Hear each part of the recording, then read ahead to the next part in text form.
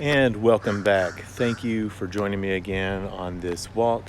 I'm going to be just walking around the Dunbar historical neighborhood, and I'm starting right now in front of the Greater Missionary Baptist Church, which is formerly known as Wrightsville Elementary School. You can see it says Wrightsville there, and then above there is the older Wrightsville School. This is a pretty immense building. It's kind of fallen under disrepair. This school closed in the early 2000s, maybe around 2004 or 5, and it was purchased by the Greater Missionary Baptist Church, or it was donated, I don't know. It was like I say, not being used, and it was vacant for a while. And today is Sunday, and due to the COVID-19, there is no service going on right now. But back in the day, man, kids be out here playing basketball all the time. Is pretty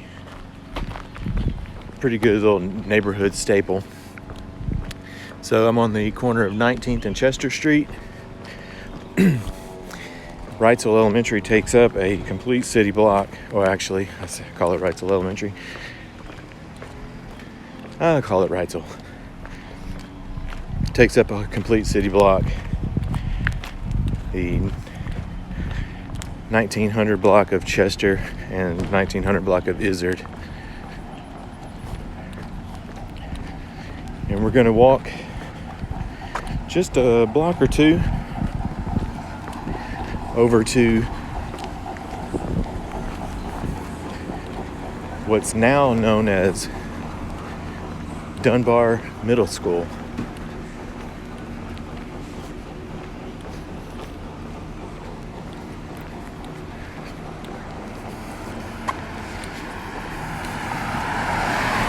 So you can see it is Sunday at around 11 o'clock in the morning, and there's no one at church, which is a doggone shame. So I try to get a little view. It's a corner view from the corner of Chester and Wright. I'm going to cross Wright Avenue.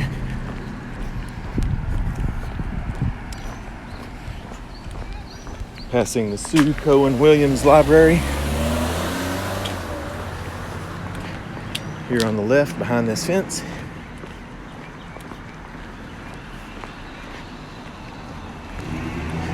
This library is directly in front of Dunbar Middle School, and part of the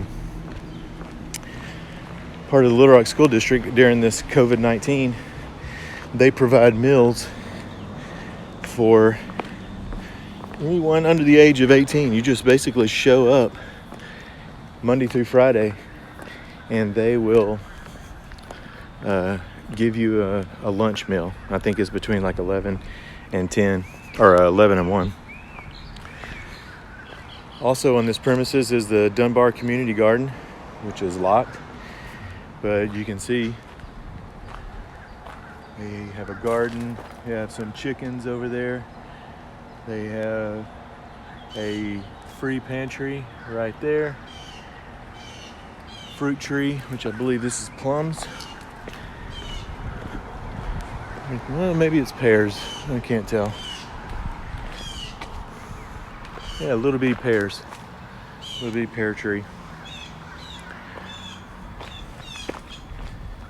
Some beautiful sunflowers. They even have a windmill that is sometimes operational. I'm not sure who actually runs the community garden, but it is quite operational.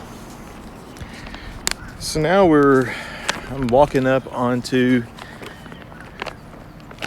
Dunbar Middle School, which was actually built as Paul Laurence Dunbar High.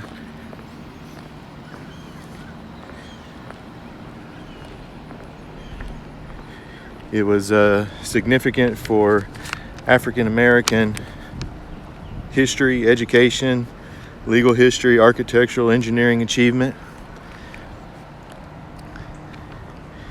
It was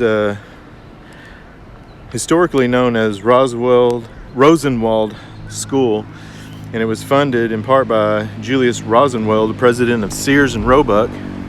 He's a philanthropist. He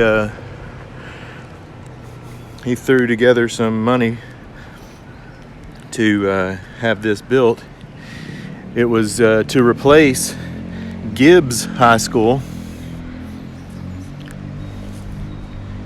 which was just directly behind the location we are. We're going to walk around the back of it. It was fallen in disrepair, so they got together with contributions and built Dunbar High School. It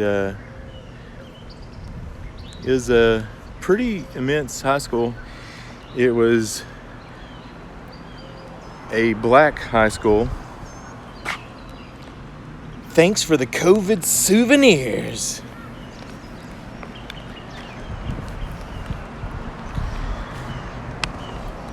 So this was it was completed in 1929, and it was a junior high, senior high, and junior college, all on the same campus for the African American community.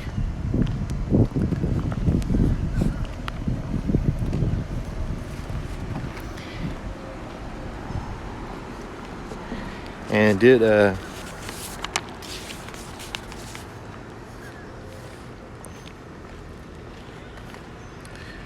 was the primary high school for black students until the primary high school for black students until they built Horace Mann, which is on the McAlmont, on the east side of Interstate 30 right now. Then that became the black high school, and this became a junior high. And then in 1957, the junior college, which was along here on the backside, was abruptly stopped for no reasons were given.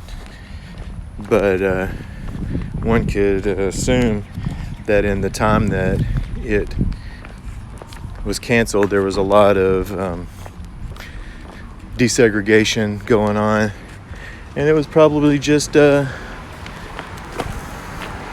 egos and attitude and a little bit of racism that probably closed it.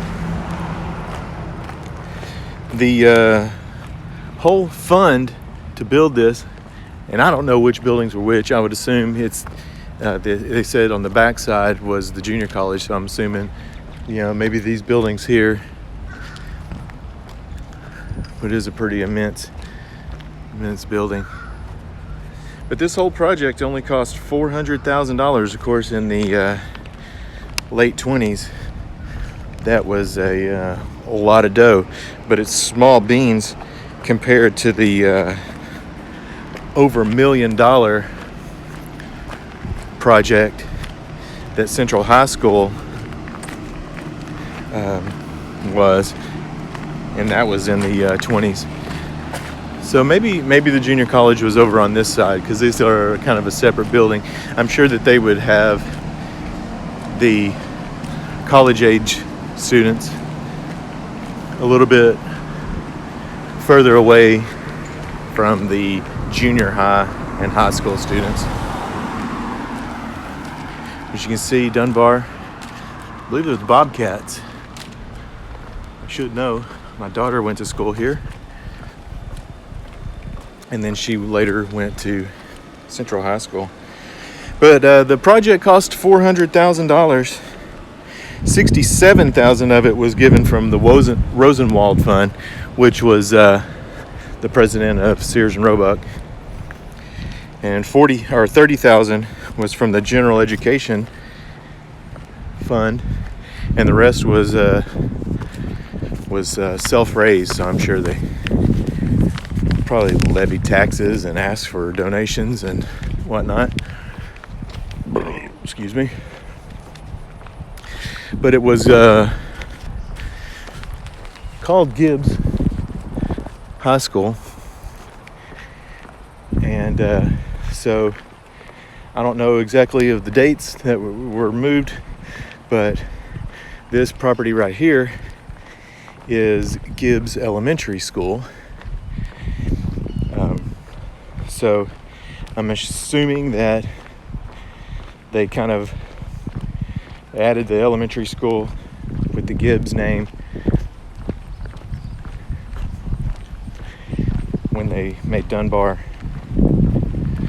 Now, when they went to Horace Mann, Dunbar became a junior high, which is like 7th through 9th. Now it's a middle school, which is 6th, 7th, and 8th.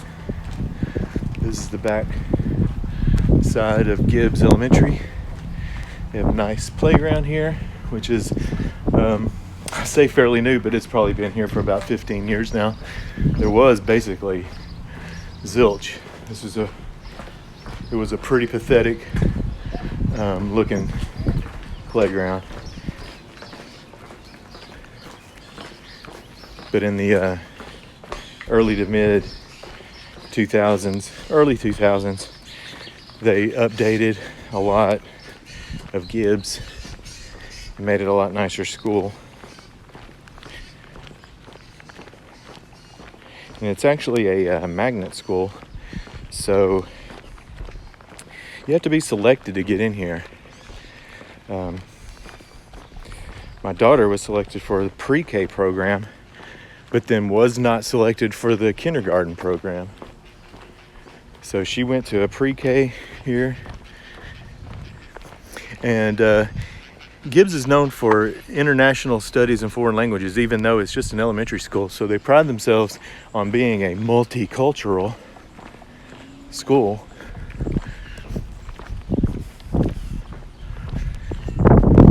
Here's the front of it.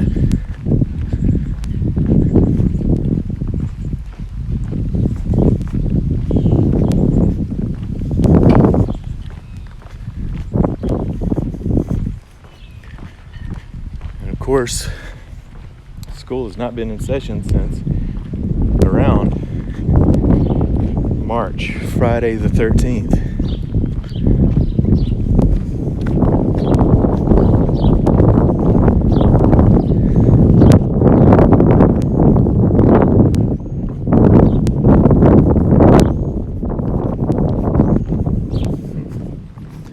Doors are open. That's just secondary doors.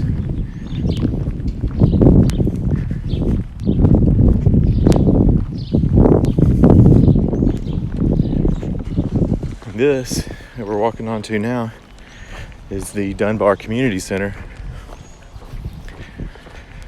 which they offer. They have a basketball gym in there. They have workout rooms. They have like studying areas. They have lots of they have tennis courts on the back, playground. This is actually where people would come and vote. This is where Bill Clinton would vote when he was governor of Arkansas. This is where Mike Huckabee voted. But now they use the library that we passed earlier. That's where we vote. Well, I don't vote there anymore. They changed my district, so I vote off of Main Street. Oh, that's a bummer. it's about $100 sitting there on the ground, smashed to oblivion. So the community center's closed. I'm not too sure if they're completely closed. I want to say that they might have been open or have limited access. But man, back in the early 2000s, late 90s, early 2000s, there in this basketball gym right over here, there were some serious games of basketball going on. You would have Corliss Williamson, Scotty Thurman, Derek Fisher, among others. Those are pro basketball players. They would be playing pickup games in there, and I can guarantee you there were some better games in there than the NBA had going on. Talking about some fierce competition. It was pretty rad to go in there and see. It cost $0 to go see it. So you see NBA champions playing college champions.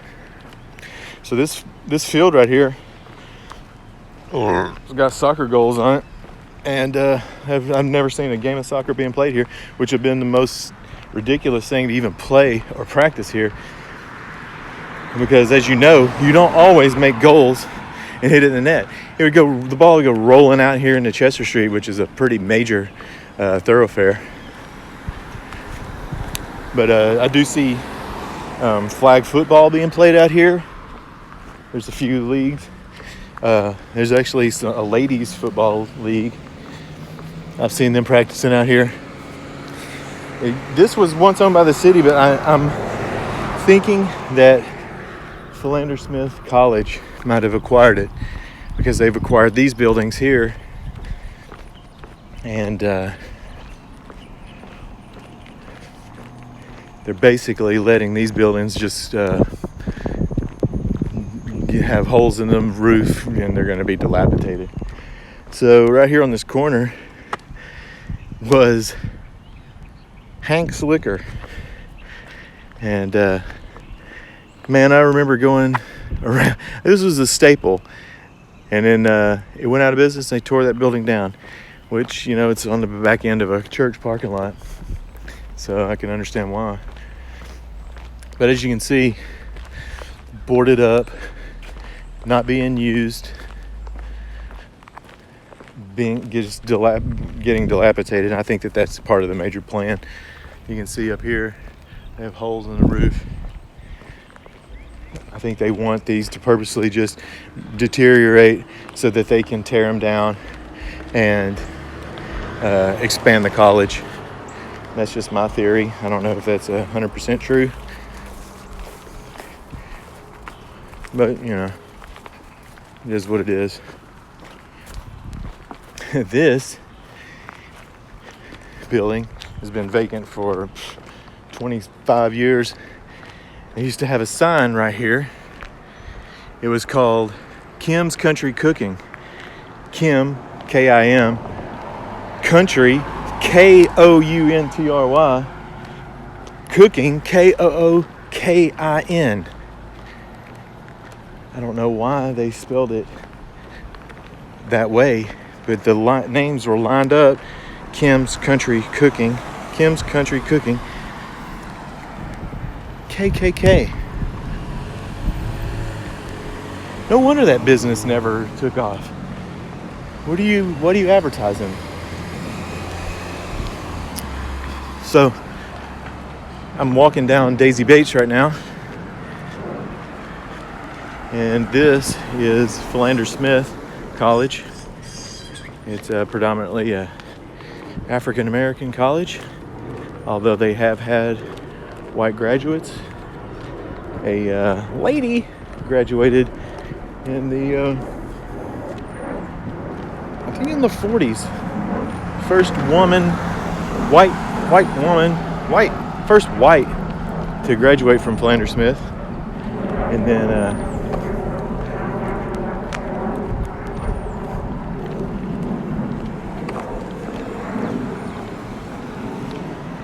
but this Philander Smith was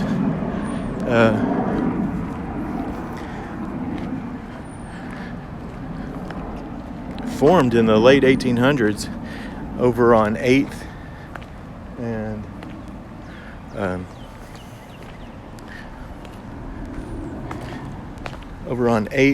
and Broadway at a Methodist church, and they acquired this land in the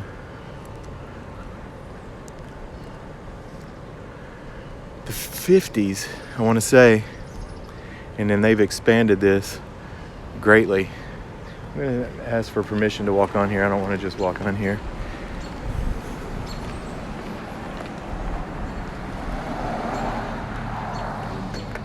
How's it going? Is it all right if I just walk on and take some pictures? Yeah, I'm sorry, we're closed. Oh, okay. All right. All right. Thank you. Hey, you may want to come back like during the weekday or something. Okay. All right. Thank you.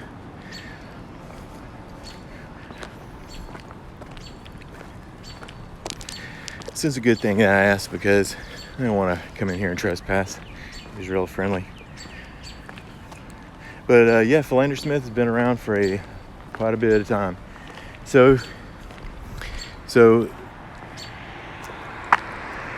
like I say, they own that. Individual owners own that, and then Philander Smith has owned this right over here, and they're slowly taking in a lot of the property here, which is good because this is a bustling college when it's in session.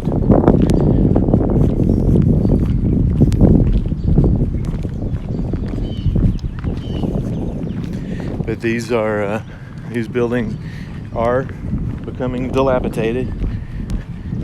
Of course, they haven't really been in that great a shape for 20 years. But there was a barber shop there, and I heard they have the best fades in town.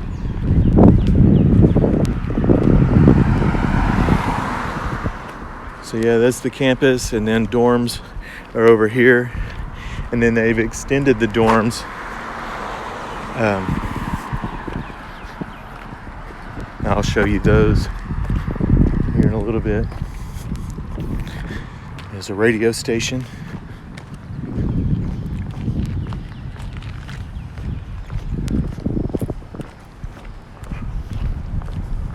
But it's a pretty nice campus. They've just been adding to it over the years. And Philander Smith is not even an Arkansas resident. His wife actually helped with grants or to build and expand Philander Smith. But it was his Philander Smith's wife that actually gave the money. And I think there's 4 colleges around the nation that bear his name. And there's also a handful of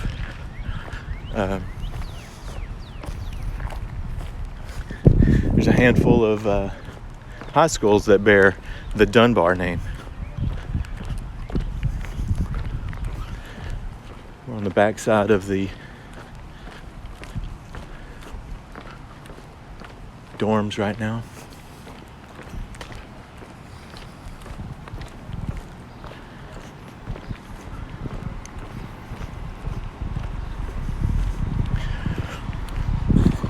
We're coming up on the backside of Mount Holly Cemetery.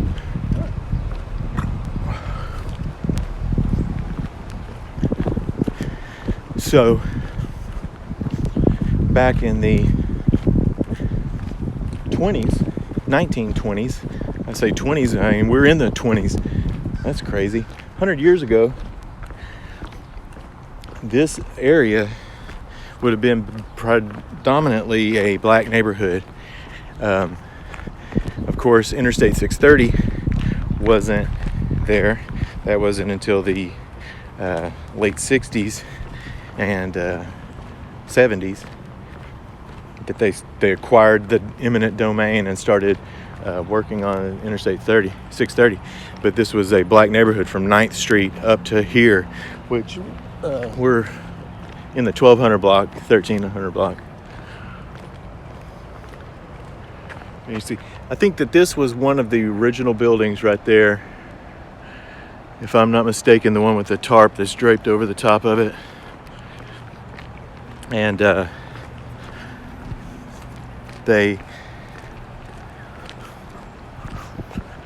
so they've added on. So a lot of the buildings, like you can see these buildings here, that's more of a 1950s type look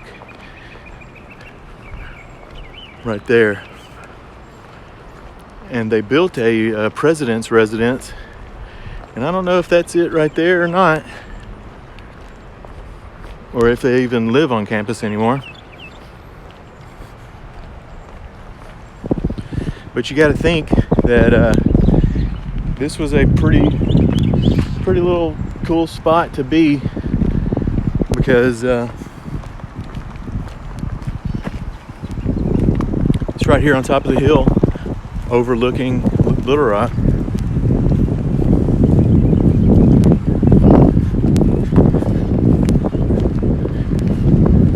Even though you are directly across the street from a cemetery.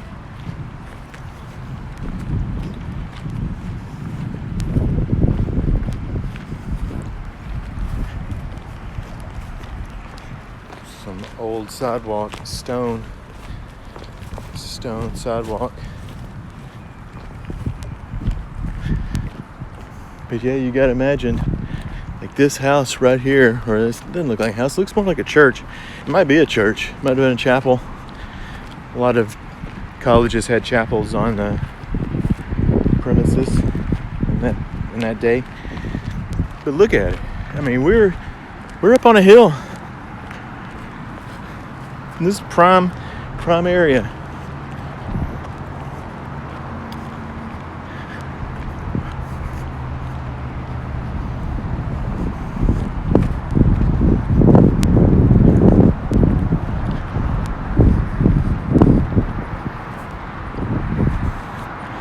So this is what we're looking at. This is Arkansas Flag and Banner, which is Tiberian Hall. That is on 9th Street. And it runs along there, the Mosaic Templars that have the mural on down 9th Street on the other side of the Entergy building on down. You can look forward to a 9th Street walk coming soon of the historic black business district, which is basically non-existent now. So the black businesses were there, and the residence was here.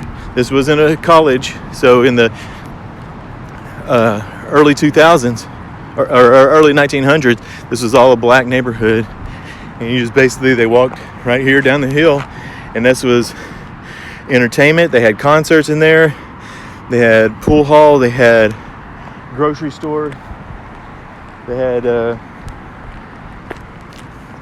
all the black business. Of course, that was during a segregation time.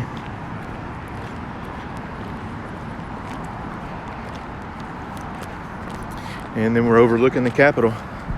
And of course, there was no freeway here. So you would, it would be houses.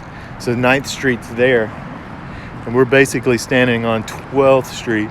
So you have 3 blocks of neighborhoods that were destroyed when they put the Interstate 630 in here. I'm not going to get on the politics of Interstate 630, because it basically says 630 is a racist interstate because it divided the city into 2 demographics, white being north of the freeway and the blacks being the south of it. But there is some truth to it.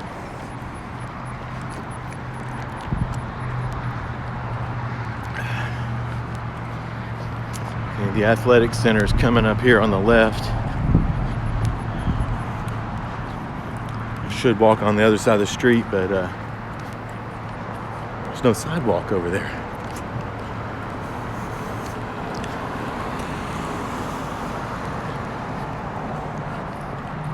I do enjoy a red brick building though. 1877 is what that has on there. And that is when it was originally founded over on 8th and Broadway in the Wesleyan Methodist Church. I believe that's the gymnasium right there.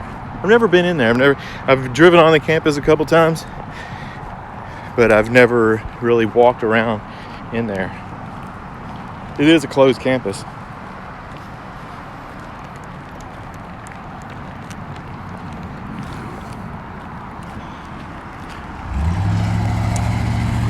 It's one hot day. For show. Faux show. So that, actually I was walking on 10th Street. So that's only one block of destroyed neighborhoods.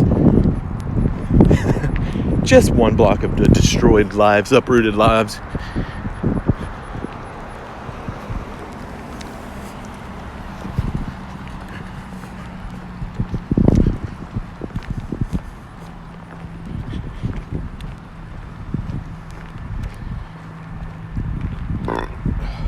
As you can see, it does have this wrought iron gate all the way around. Excuse me. A little erosion going on right there. They actually had some big trees right along here, and if I'm not mistaken, a while back they got blown down.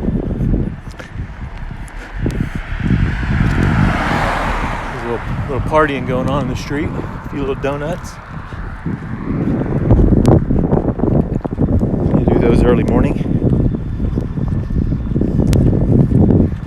Oh, the shade of this crepe myrtle. Mighty nice. Mighty, mighty nice.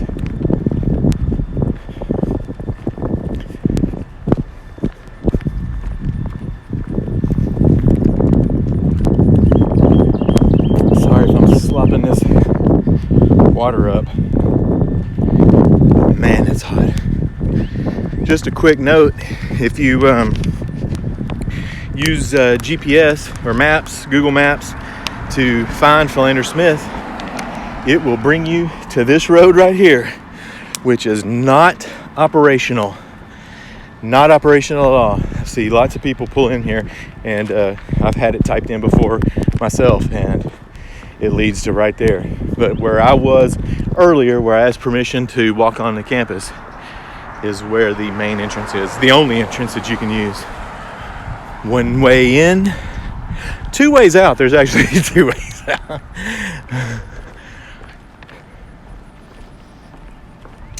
There's a funeral home directly across the street. And this place, sadly, can be hopping from time to time.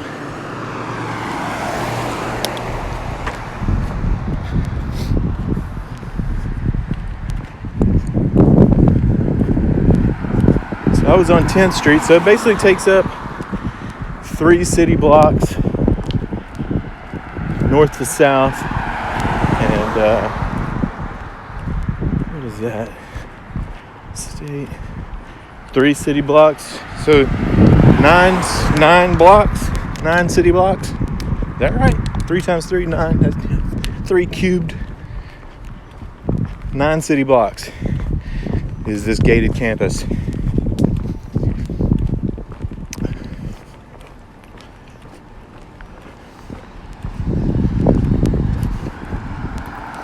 But you gotta think, at the time that this was, this area, like I say, it was a predominantly black neighborhood.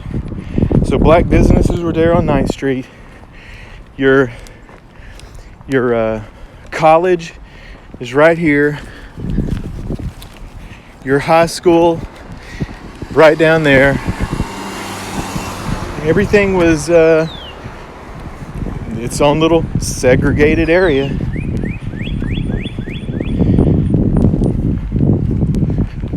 And of course, back then there would be little grocery stores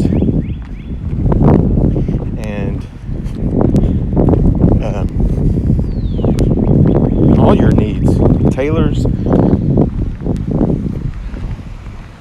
all within the community. You didn't really have to go outside of your area to get your needs, which, you know, I mean, with just the advancement of automobiles and public transportation, you know, we drive to a grocery store, but, you know, back in the early 1900s, the 20s, people just didn't own vehicles. There was still a lot of horses being used, trolleys being used, public transportation. All right, I'm on Izzard Street now, crossing Daisy Bates, Daisy Lee Gatson Bates.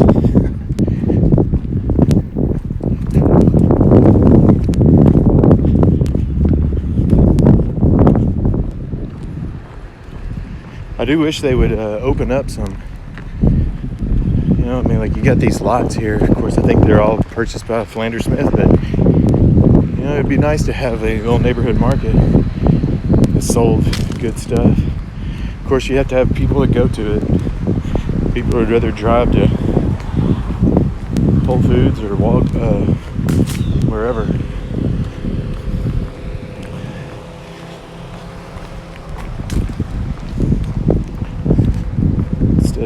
Instead of supporting the local market. Of course, the little local grocery stores can't afford to give the price breaks.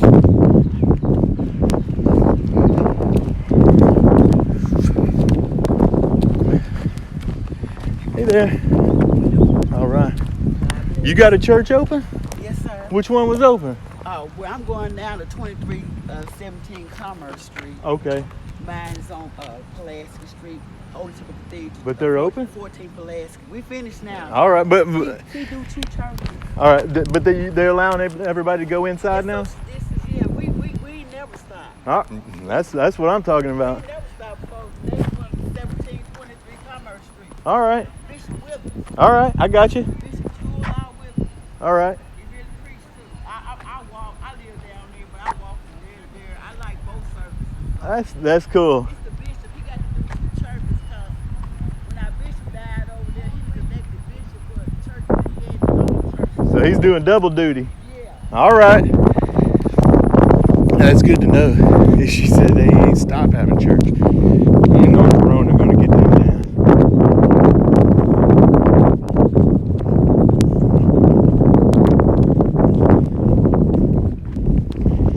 Ain't no Corona gonna get me down. Where's the music artist now? Coming up with some good inspirational hymns and songs. Get us past this. All right. Hey now.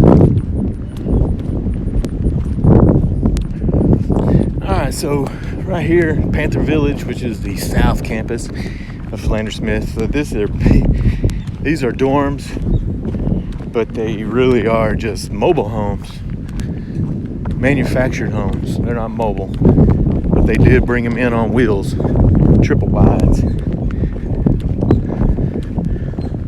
So they use these for dorms. And that's just because the school's bustling. This was a vacant lot for a long time. The city tore down the projects that were here in around 2000. Golly, man, the name of these projects are slipping my mind.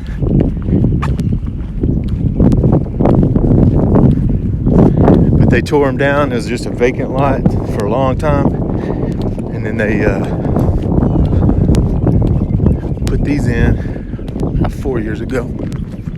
Started about 4 years ago.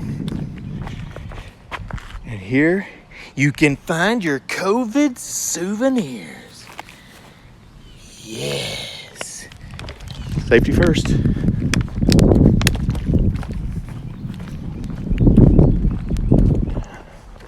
Well, we've got a couple churches here. It looks like they're in service, but my favorite Shark church, whoa, is not in session.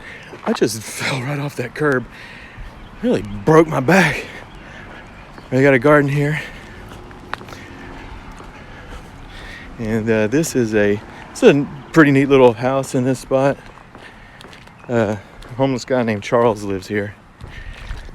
He used to live next door to me. I told him, I was like, man, you can't be breaking into this house and living in here. You're gonna have to go. He was polite enough to leave. He went and found it's not like there's not an abundance of empty vacant houses. What's so funny is he actually has a garbage can, and they won't. He has a Green City garbage can, and he wheels it from his house up here so the city will dump it, because they won't dump it if you don't have water service, because your water bill has your sewage and everything in it. But he sure enough, he wheels it right over here in front of their house so that they'll dump it, and then he wheels it back over.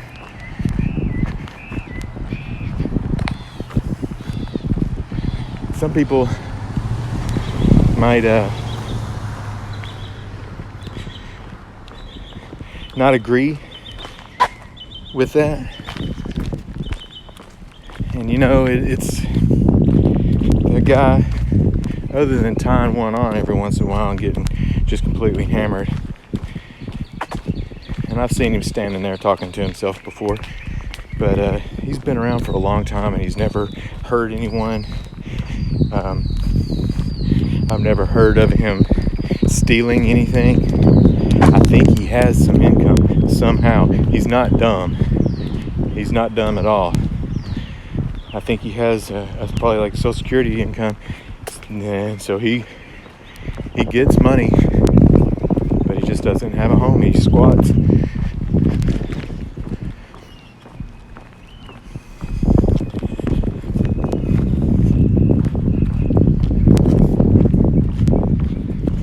Yeah. Well, Charles, he was polite enough. I mean, I just asked him really nicely. Yeah.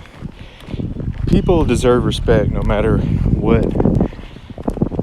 who they are, what they have in life, what they do in life. It doesn't matter. Some might even argue with me, but even criminals deserve respect. Even though they don't respect other people, that doesn't mean that you treat them with disrespect. You treat them fairly and justly, and there's no reason why you shouldn't. We're all gifted life here on this earth, and there's no time to waste. Why waste your hate on someone? There's no reason to spend that energy. I think that as long as people aren't hurting other people, leave them be. Let them do as they please. And I'm not meaning just run amok. I'm talking about being a good steward to the world, good steward to your community. Like this elementary school. It served its purpose in teaching children. Now it's repurposed as a church.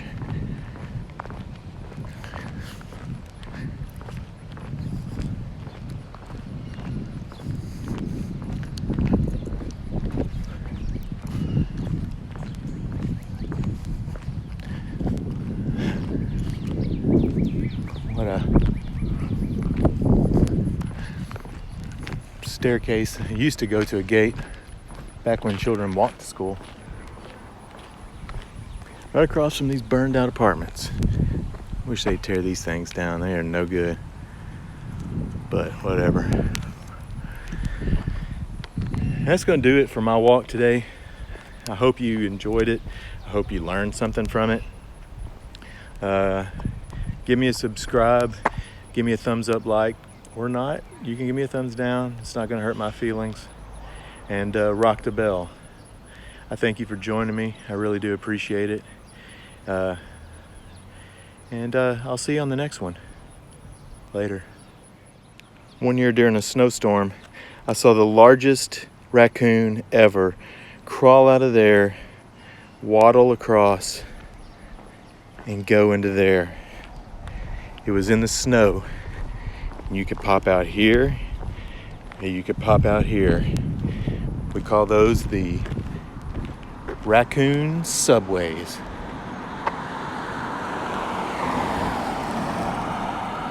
Later.